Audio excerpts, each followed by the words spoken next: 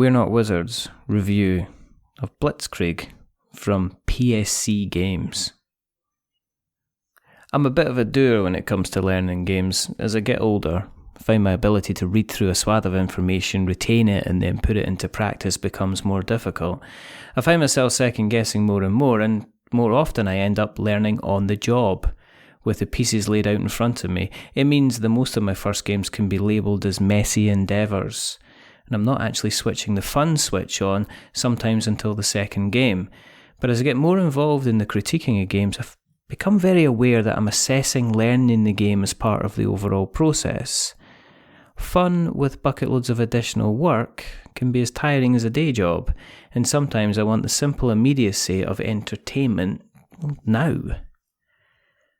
So there are many things that are attractive to me when it comes to looking at a game as the likes of Blitzkrieg from PSC Games. The box itself is emblazoned with a bold claim of being able to experience World War II within 20 minutes, while the simplicity of the main board suggests that even that might be a small lie. Unlike the real deal, Blitzkrieg is about winning victory points in order to triumph, and you do this by succeeding in the various theatres of operation on offer across the world, and you succeed in the theatres by winning multiple lines of campaigns. You win a campaign by placing tiles and being the first to reach the end space across the overall battle track. Now, the only rule for placing tiles is they need to match the space for the type of territory they're being placed on. So a boat tile can only be placed on like a water space, while a tank on land, but planes can be placed anywhere. The battle spaces themselves have various effects which will grant you additional bonuses, and some giving you additional tiles to choose from, and others allow you to gather one of the wonderfully devastating research tiles for later use. This might sound, pedestrian so far, and that would certainly be the case if Paolo Mori hadn't introduced the bag. You see, the bag is a huge game changer to Blitzkrieg. The bag can make the game superbly wonderful and amazing and, what a brilliant game, to stopping your campaign in its tracks and making you swear like the proverbial World War II trooper. You see, all of your tiles go into the bag except for 3. Then as you play, you draw blindly from your bag. It's kind of like playing chess, but you close your eyes before you decide what piece you'll play as next. And it adds such a level of sometimes delicious surprise as you play that you'll be tempted to introduce the bag to help you make other choices in your real life.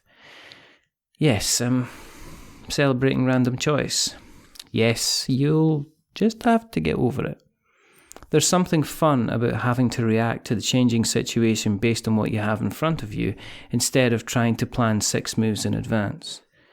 The upshot is that even with the additional research tokens and battle power spaces, Blitzkrieg is a very easy game to get to the table and just blast through. Once you play the first couple of games, it's strangely Moorish. It's easy to reset and start again, and even if things aren't going your way particularly, then like the Scottish weather, you only really need to wait 20 minutes for it to change. It's also a bit brain-burning too, as you can play tokens into any of the 4 theatres of war as long as you have legal tokens to do so. And so sometimes an unnoticed bonus space can really turn the tide. It won't often pay you dividends to concentrate all in one area, and I've been caught out with a bit of analysis paralysis on a number of occasions. The base game includes a solo mode from David Turtsey, in which there's a lot of work that has gone into making it flow and provide a challenge as much as possible. It introduces stratagems, which make your invisible opponent focus on a certain strategy for that particular turn. I'm sure those big into their solo games, it's going to be a lot of fun. But unlike playing with an opponent, there's a reasonable amount to keep track of when you're figuring out how you should be playing. And so, it wasn't something that I particularly enjoyed myself, as I was constantly referring back to the rules, but I'm hopeful of giving it another chance, but I prefer to play a person. The Nippon expansion changes things up in terms of the layout of the board, where there are more theatres of operation, but each only has a single line of campaign instead of multiple ones like its sibling.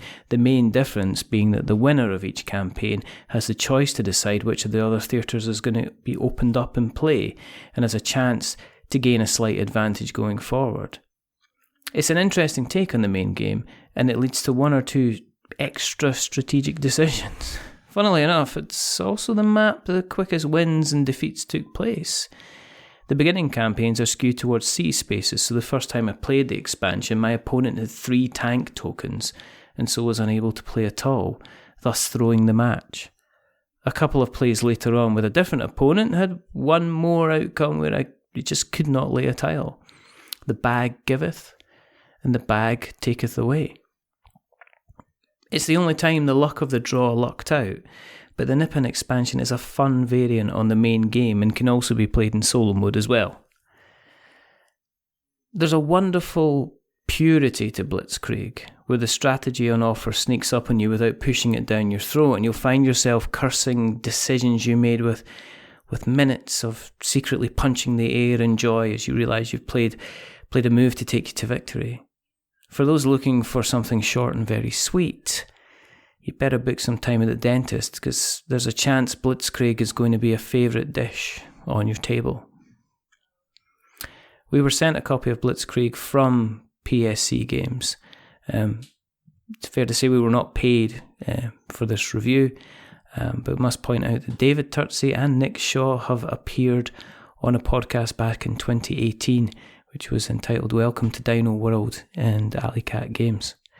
If you'd like to support the show, then please consider going to our Patreon and chucking us a couple of dollars every month. That helps to keep the light on and keep us making these podcasts. Thank you for listening. Till the next time, stay safe, roll 6s, make something awful, and goodbye.